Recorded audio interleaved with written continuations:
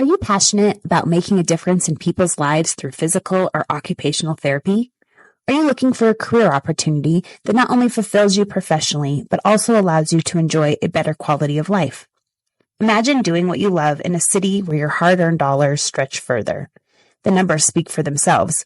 According to Forbes.com, Cheyenne, Wyoming boasts a 16% lower overall cost of living compared to Denver, Colorado. And when it comes to housing, Cheyenne takes the lead with homes costing an average of 45% less, with rent a whopping 62% lower. Could a move to Teton Therapy Cheyenne be right for you?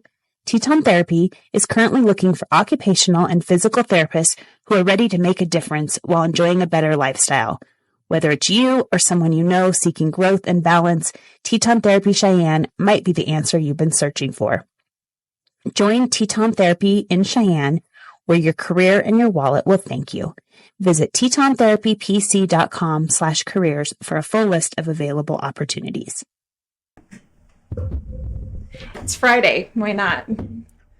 White Claw Friday. I don't know if that's a thing. We can make it a thing now.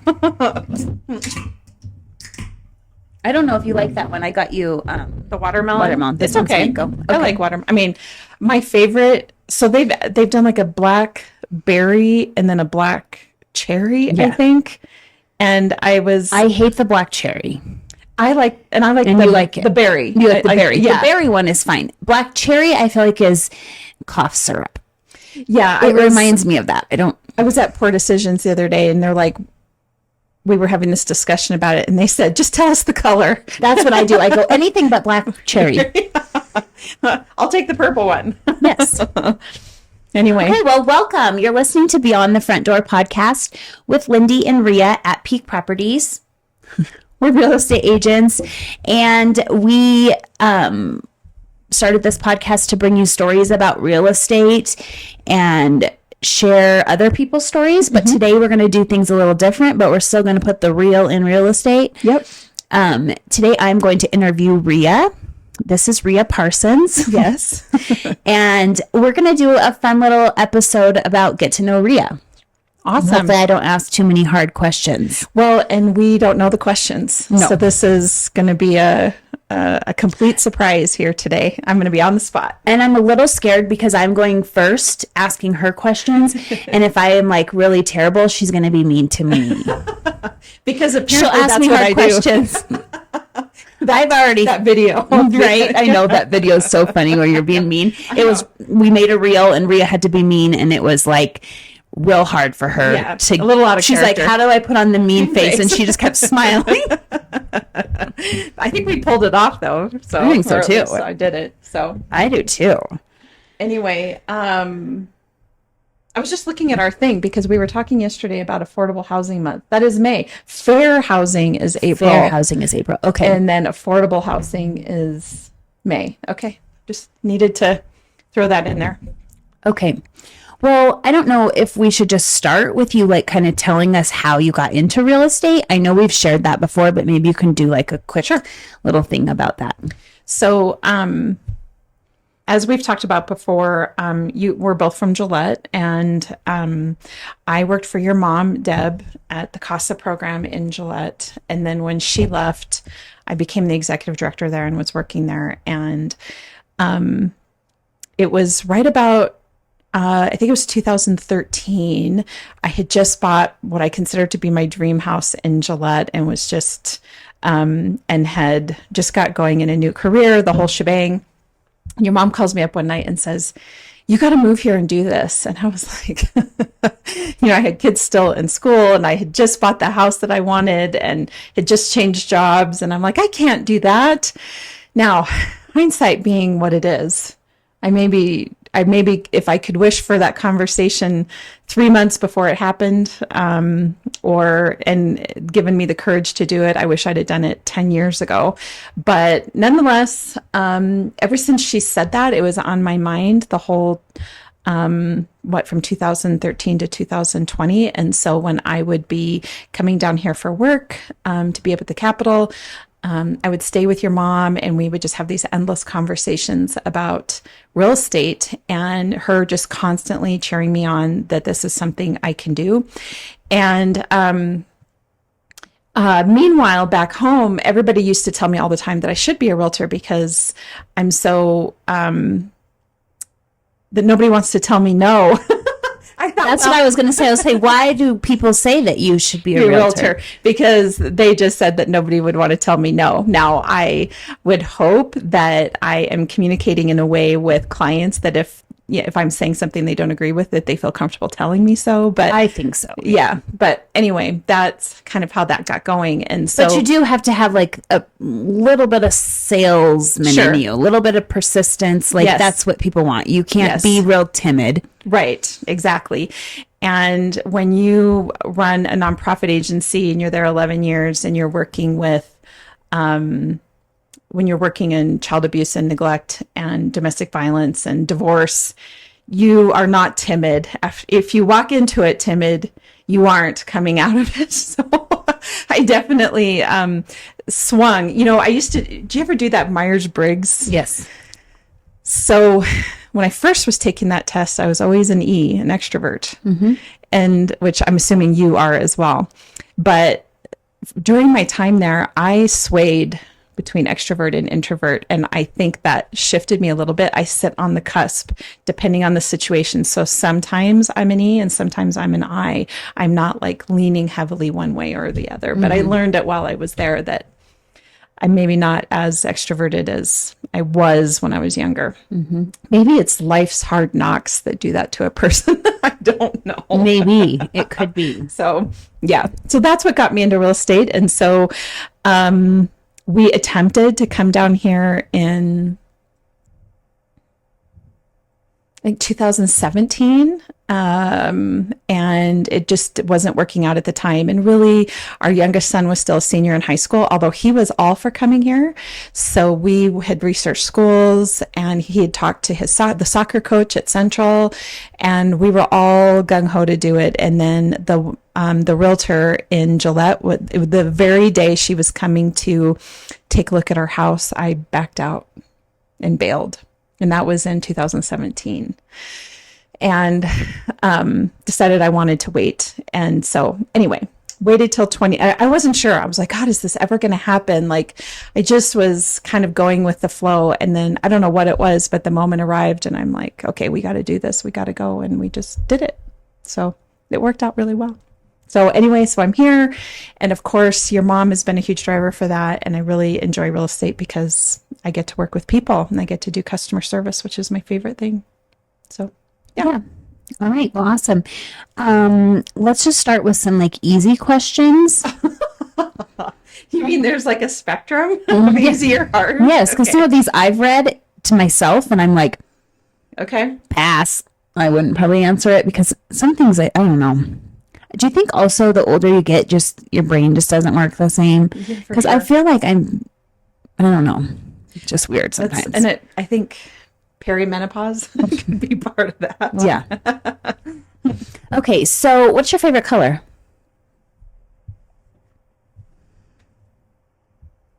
My favorite color my whole life has been blue, but I will tell you, like, my clothes and my house are all in like neutral earth tones. So for whatever that means. That's what you like to decorate in, is like the neutral colors. What is a goal or a dream that you have not yet achieved? I want to purchase a property to be a rental property, an investment property. And I'm close, but I'm not quite there yet. So that's one of my goals that I haven't achieved yet. It's on my vision board. Awesome. Yeah, that's cool that you have a vision board too. Yeah. So I actually have this big whiteboard. It's like this big, and it's in the hallway of my house, which is, we don't have people over a ton, so it's not something I have to worry about, but it is a little vulnerable to have everything on that vision board and then have people come over and then stand there and look at it and ask. So that is, but I like it because I look at it every single day. So yeah. That's awesome. What is your favorite thing about real estate? Other than the people? This probably sounds a little cliched, but I really do like taking them to see houses and seeing the look on their face when we have found the house. That's probably my favorite thing. My sister and I were just talking this morning, and she has a closing, and she's telling me all about it. And she's like, "Thank goodness you weren't there. You would have been crying." I'd be like, "Ah!" I'm like, "This is so touching." Like, why are you crying? Yeah. I'm like, I love when they find their home that they want. This is one that I'm kind of excited to ask you, because I don't know what I would, well, I kind of know what I would say. So I don't think it should be super hard, but what is the most important life lesson to learn? What do you think?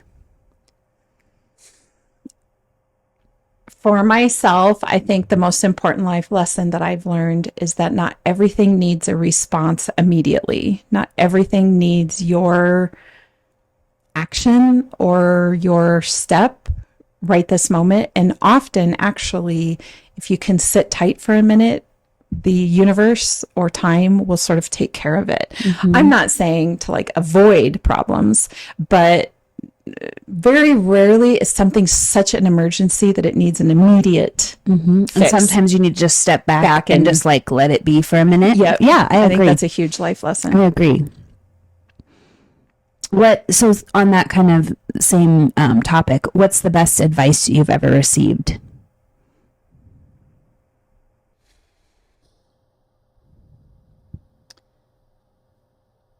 The best advice. So the best advice I've ever received is that to not take things personal, that typically how people are responding to you in life is because of whatever it is that they have going on in your life. It is not typically because of always about you. Yeah. Yes. It's hard to not think it's about you, but you have to go, wait, this is maybe not about me. And actually probably most things are not about me. Yeah. There's a book by, what's it called? It's by Rick Warren. It's a faith-based book. It's called, a friend turned me onto it a long time ago. And that book became like my Bible for a while. And the very first page, the very first sentence says, "It's not about you." And I had to really, I didn't, when you look back, it's kind of embarrassing that you do think that so much is, about you, and it really isn't. Yeah, exactly. I agree. That's, if you could eat one food for the rest of your life, what would it be? Oh, mine would be White Claw. No, just kidding. This isn't food. I'm just kidding. I don't love White Claws that much, but today I do. Fruit, maybe fruit. I really like raspberries. You're going to be really hungry. That is not going to fill you. You're going to be really skinny and really hungry. In terms of like hamburger? No. Chicken I can only do for a day or two, and then I'm like, oh. And all the fitness experts are always like, chicken and eggs, and I'm like, I've had enough of chicken. I don't know for anything that like fills me up. I don't really have. I eat a lot of salad, and I do like protein. Don't get me wrong. I love protein. Maybe steak. If I'm going to fill myself up, Lindee, steak. Yeah. Yep. Has anyone ever said you look like Hillary Clinton? Yes, as a matter of fact. Who was it? Corey. Oh my God. A long How long time has he been calling you Hillary Clinton? For probably 15 years, I think he's been calling me Hillary Clinton. And it was, I think during the peak of it was when Hillary was running for president, and she was all over the news everywhere. And I think I walked in one day when I was here visiting, and he's like, I'm trying to think if it was back to I don't think it was in Gillette. I think it was here. And yeah, he was like, "You look like Hillary Clinton." I'm like, I don't think that's a compliment. I don't know, but I'm not saying she's ugly. Maybe it's her personality. Maybe. I was going to say, and then also her age, because she's older. She is a lot older. So you're like, I look like that? He maybe meant like a younger Hillary Clinton. I don't know if I've ever thought that, but I just thought it was kind of funny. It is. He has, that's been his name for me. Do you like to drive in the snow? No. Nope, not one little bit. And since we're on the subject of Corey making fun of me, there was one particular time where I was down here heading home, and I was stuck here as it was because there was some winter storm, and all the semi trucks were lining all the on ramps and the exit ramps of the interstates, and it was windy. And they opened up the interstate, and I thought, great, I'm going to get going. Well, I was on the road with all these semi trucks, and it was still windy and it was still icy, and my vehicle like went sideways on the road between semi trucks, and I about threw up in my car, and I was near Chugwater, of course, right? Because that's where all the wind is. Yes. And I pulled off and called Deb and made them come, her and Corey come get me. So Corey drove my car, I think, and I think I got in with Deb or something. We brought my car back to Cheyenne, and I stayed another night. So yes, those were 2 knocks I've taken from him. So do you just not drive when it gets snowy, or No, I still drive. but you're like, Yeah, not I'm just like very long choosy. distance. Yeah. Yeah, I can drive around town just fine. I don't have any issues with that. I have a 4-wheel drive vehicle. I bought the most inexpensive 4-wheel drive vehicle I could find a lot of years ago when about 7 years ago when I had to travel around the state for work. So that I wasn't relying on an all-wheel drive vehicle because I wanted to be in control of the 4-wheel drive. And but the problem is it's kind of a small 4-wheel drive, and the wind blows it around. And so it's still kind of a sucky vehicle to drive, but I don't. And, I've given it some thought as to why. And I was in a pretty good car accident because of snow when I was about, maybe 7 years old. yeah, it's traumatizing. It is traumatizing. And I don't know that my brothers and I were in a van with my dad. We were in Gillette heading out on the interstate, going out to Force Road. And it was like the major blizzard of like 84, and the snowbanks were like 10, 15 feet high, and we went off the interstate, and nothing happened to me, but my middle brother, my younger brother, the second one, like literally flew through the seats of the van, and my dad caught him before he flew through the windshield. And my youngest brother hit the back of my seat and had a black eye and broke his entire leg. And so anyway, I think back to that accident, and I think it's just had an impact on my fear of snow and roads. So that's a long time to be dealing with that, probably, which is why I always encourage people to do the EMDR after a car accident. So I feel like everyone could just do EMDR, period. I completely agree. Because we don't really realize all the things trauma that are that you're traumatic. carrying. Yeah. Yeah. I have my own issues. So, Yep, me too. if you could travel anywhere in the world, where would you go and why? So you know how we've asked everybody like where they would purchase a home, and everybody just kind of stays close to home. Yeah. I kind of feel that way about me with traveling. Like if an opportunity were to present itself to go somewhere cool, and I think I'd be a fool to turn it down. Like I'll always take advantage of opportunities. But if I'm going to be intentional about going somewhere, I don't really, like the next 2 places I want to go that are on my bucket list is to Hawaii and to go on a cruise to Alaska. It's not anything original, awesome, but that's what I'd those like are to cool. do. Yeah. If you could have any superpower, what would it be? I don't know. Let me think about that for a second.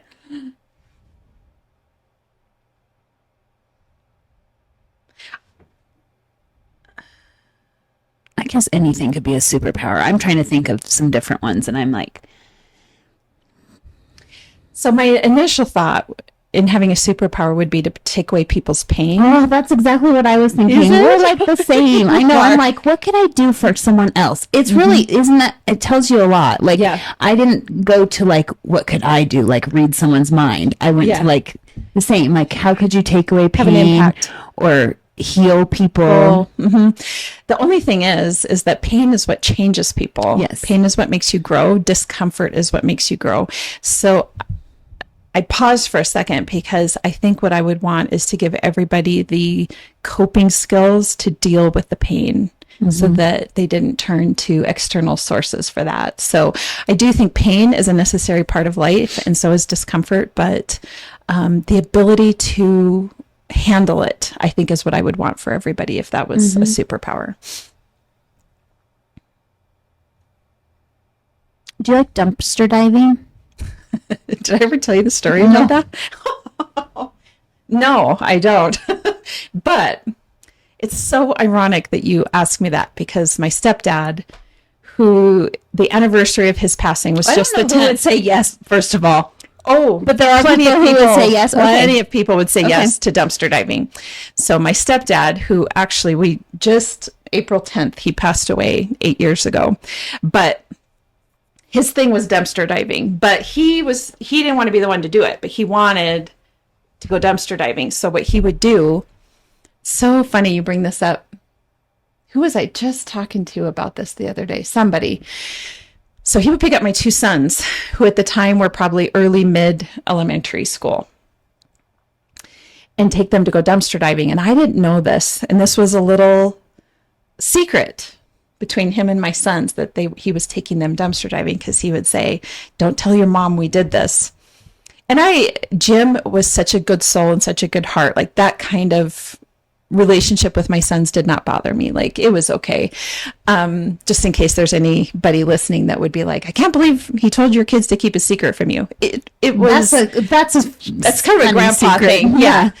Well, one day my youngest one, who's such a rule follower, told me. And so, of course, I had a stern talk with Jim about it, because you never know what's in dumpsters, if there's needles or knives or, the little razor blades. And I was just freaking out on him and told him he couldn't be taking my kids dumpster diving anymore. So his response to that was just to not take Jaden anymore. Because Jaden told on him. So him and Josh still went dumpster diving. So for whatever it's worth. What did they find? So typically he would take them dumpster diving in places where there were like estate auctions. Okay. Or homes that were in foreclosure, the dumpsters around there, or any place where somebody had left or died or whatever the case is. He was taking them dumpster diving to find treasures. And Jim was, he lived through the Great Depression. So he was very thrifty, and he kept everything, and he was always being resourceful in some way. Mm-hmm. So, I think that was just a part of their generation, and you just didn't throw things away. So he was looking for anything useful in those dumpster dives. I can't remember anything useful that came out of it, but that's probably because they weren't telling me that they were going. Yeah. So they weren't coming back with their treasures and sharing them with you. No.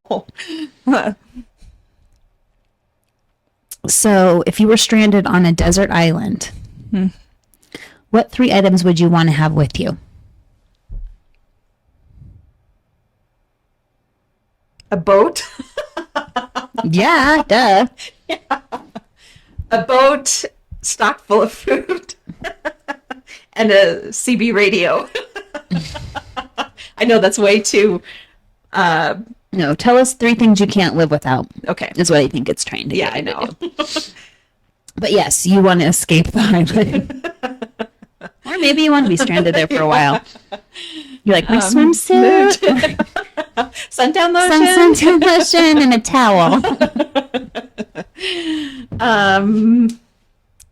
Well, so probably like a book of matches, or several books of matches, or a lighter that.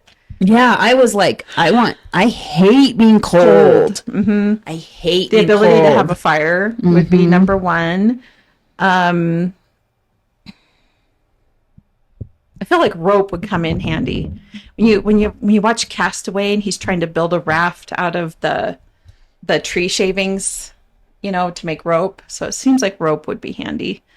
So matches, rope, and shoes. Mm-hmm. That was the other thing. When you watch that show, did you notice like he had to he's trying to walk around without shoes on, and how cumbersome that was? Have you watched Naked and Afraid? Uh-uh. Yeah, they are naked. Oh. And they get dropped off, and they have to use their survival skills, and that is a thing, like walking. Yeah.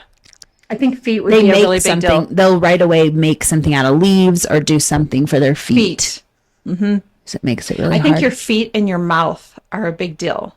Like, even if you think about the fact that he had that abscessed tooth and he's trying to get rid of it with the ice skating rink, the ice skates. Ice skate, yeah. I mean, I can't imagine having to make that decision, but I think your mouth and your feet are going to be a big deal in whatever you can do to take care of those two things. And you always think, like, if your feet get cold, if your feet hurt, you can't function. It kind of ruins everything. It kind of ruins everything. Hence why I do not wear heels and I've got tennis shoes on. That's funny. If you could trade places with anyone, a celebrity, who would it be? Just for a day.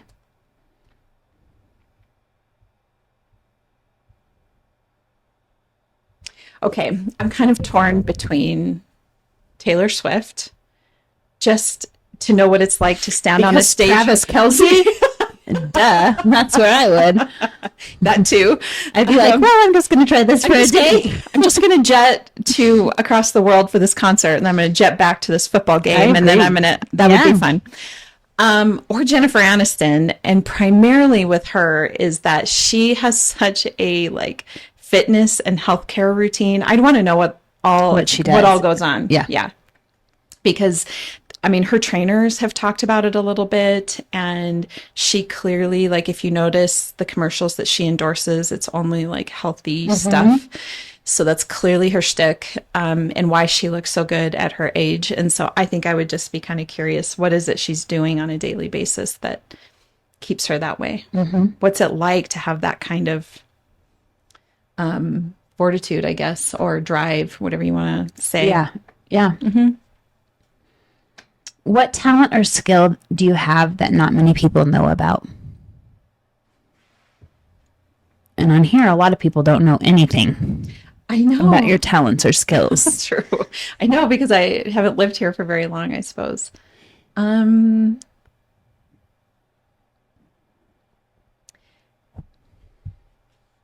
So I don't know if you would call this a talent or a skill, I guess, but the thing I hear a lot from other people that I just hasn't really occurred to me, that is I do think it's an ability to impact other people, but that I calm them, that when they're with me, they feel calmer, and that I just have this calming effect on them. So even people that I meet for a very first time often will just start talking to me and telling me their life story and how calm I make them feel. So I don't know if that's a skill or a talent so much, but it is the thing that I seem to be hearing the most about myself. Because, they say when you're in real estate, you got to take stock of your skills, right? And the thing that's going to make you successful. So I've been listening to what people are telling me, both in my previous careers and in this. And that's like the number one thing that shakes out that, and being trustworthy, which again, I don't know that that's a skill set. It's just a way that a person is. But the calming thing is, I've worked really hard at making people feel comfortable around me. I had a little period of time where I was getting told a lot that I was really intimidating, and which I found interesting. I didn't view myself as intimidating, but I heard it enough that it made me decide that I wanted to do something about it. And so I've been working really hard to change that. So I think if I were to say a skill, it would be that I calm other people. I can de-escalate for sure. Yeah. And that's very much needed in real estate. Sure. Yep. Because we have to take the emotion out of things a lot. Yeah. So we talked about food a little bit, but what is your go-to comfort food? And it better not be raspberries. And it can be vodka. Just kidding. Yeah. That's not a food. What do you? Food? Yeah. What's your comfort food? I was just thinking about this the other day. What is it? Okay, this gets a lot of bad rap, but I'm just going to say it. Hamburger helper lasagna. That's good. It's really good. It's a huge comfort food. If it's cold and snowing and I've had a stressful day, doesn't matter if I'm dieting or not. Why is it? Did you have it when you were younger? Yeah. We had that when I was growing up, but I just like and it's not just any lasagna, it's the 4-cheese lasagna one. I used to make that for my kids sometimes under those. It's almost like it's like a set environment. It's sort of like you make chili when it's snowing, right? Or whatever. Yep. Same thing. For me, it's just the 4-cheese hamburger helper lasagna. That's my comfort food. And if I can or butter a couple pieces of bread and have that with it, that's what I do. Now, I don't know if you have a quirky food that you grew up with, but my one thing that does happen to me sometimes is to butter saltines. Oh yeah, we had buttered saltines. Did you do that too? We put peanut butter on them too. Peanut butter and butter. Yeah. Oh. Yeah, there's a few things that like I would go, we did this, and my husband would be like, what? Like, yeah. No, I know my husband. It's funny that you say that. My husband sometimes looks at me when I'm eating something like, okay, whatever. Yeah, that's fine. I eat peanut butter like, I'm just gonna eat this spoon of peanut butter for dinner. He's like, really? How long have you been married?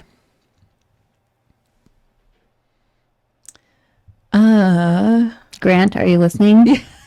She doesn't know. I don't know. It's been that long. Just kidding. 26 years. This year is our 27th wedding anniversary this fall, and we've been together 29 years, almost 30 years. Oh, awesome. Yeah. Where did you meet? Well, that's an interesting story.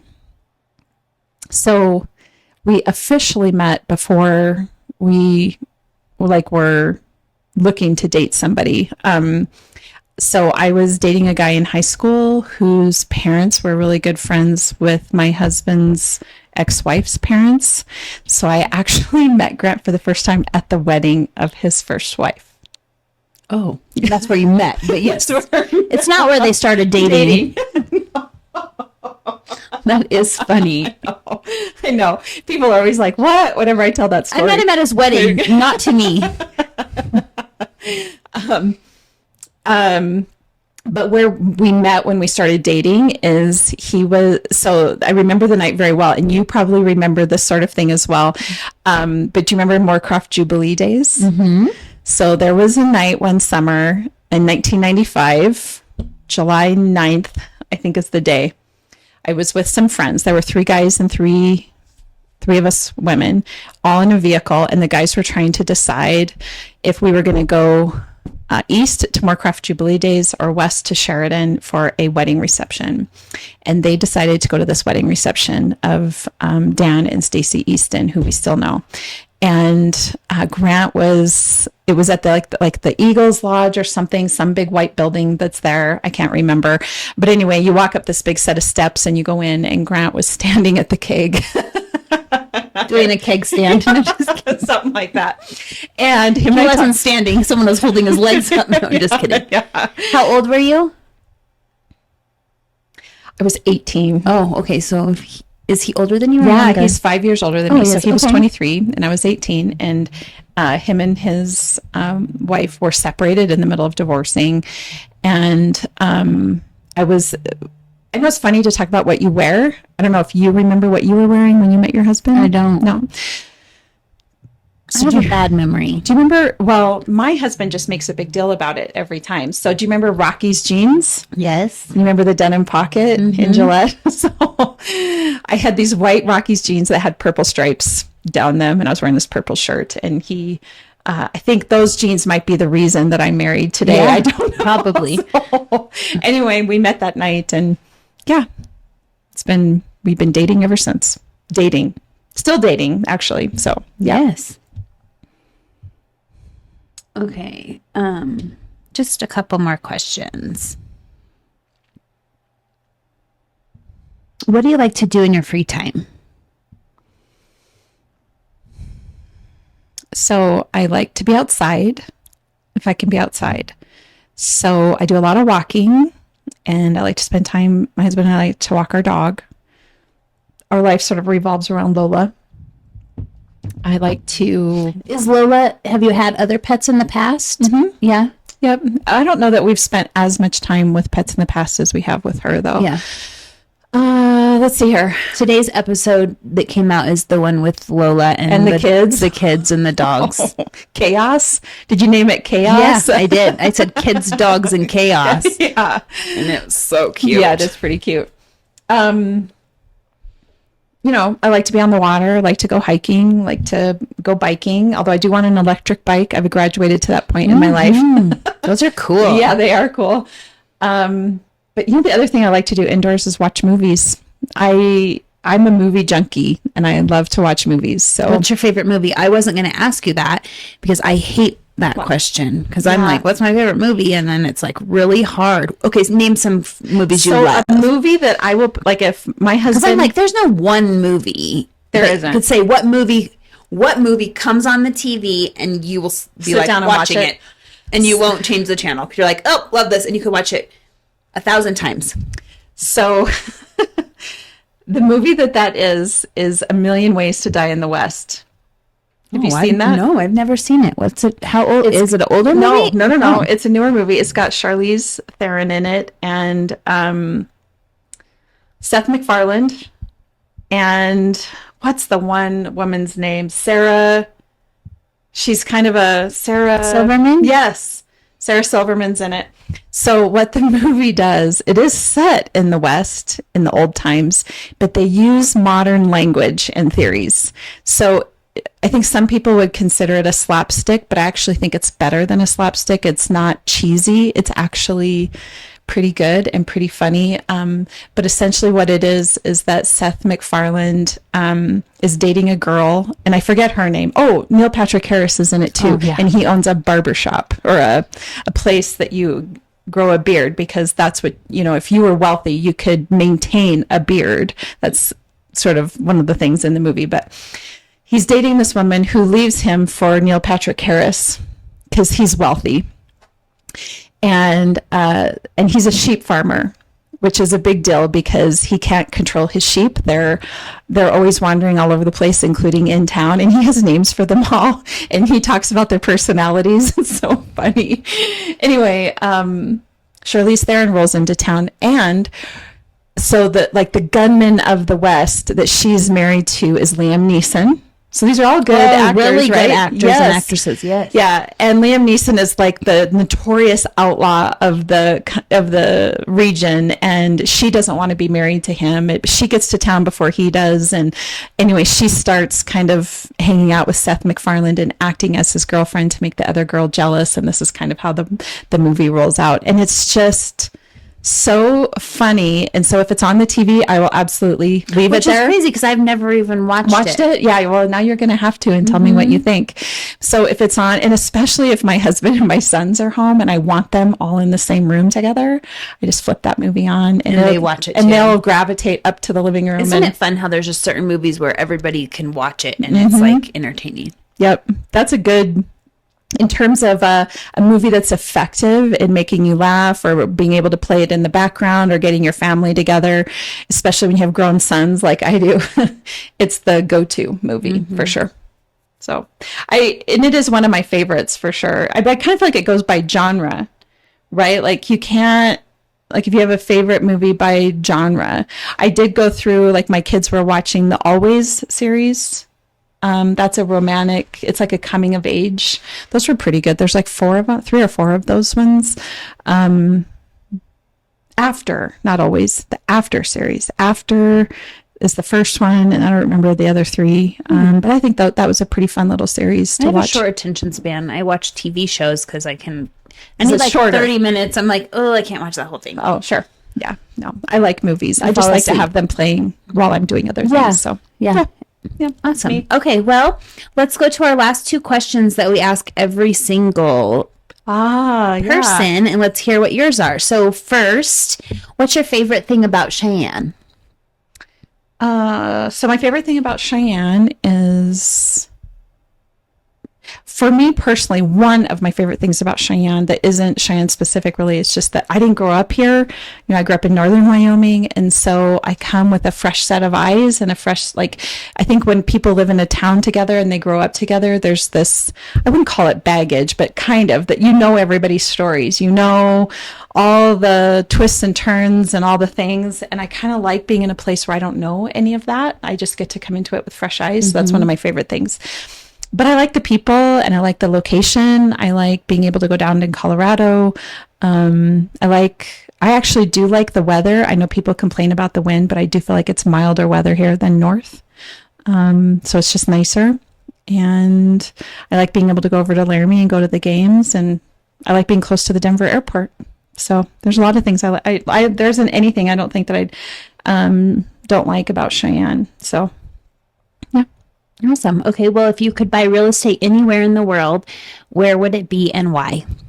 I think I've actually mentioned this on one of the podcasts. I would want to have a property, a lakefront property, where I could have a dock and a boat and a little area between the house and the lake where you can sit and have barbecues and bonfires and go out on the lake and fish. Like, that would be my dream. I wish Wyoming had lakes, because I don't want to leave Wyoming, but I want a lake front house. So yeah, that's me. Okay. Yeah.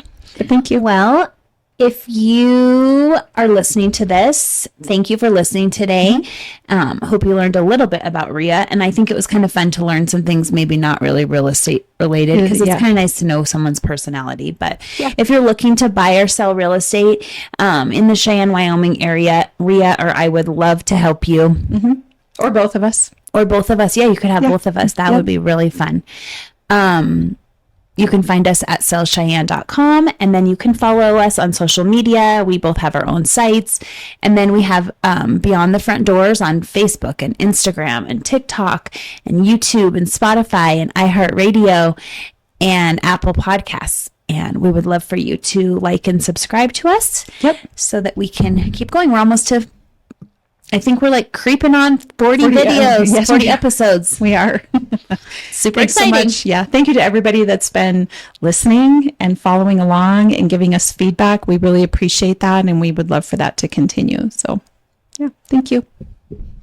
This episode of Beyond the Front Door is brought to you by Peak Properties in Cheyenne, Wyoming. With over 75 years of combined experience in real estate, it's our goal to help clients buy and sell and save by providing the information you want and the professional services you expect. Let us help you with your residential, commercial, HUD, income-producing properties, as well as vacant land and rental needs. To learn more, visit www.sellcheyenne.com.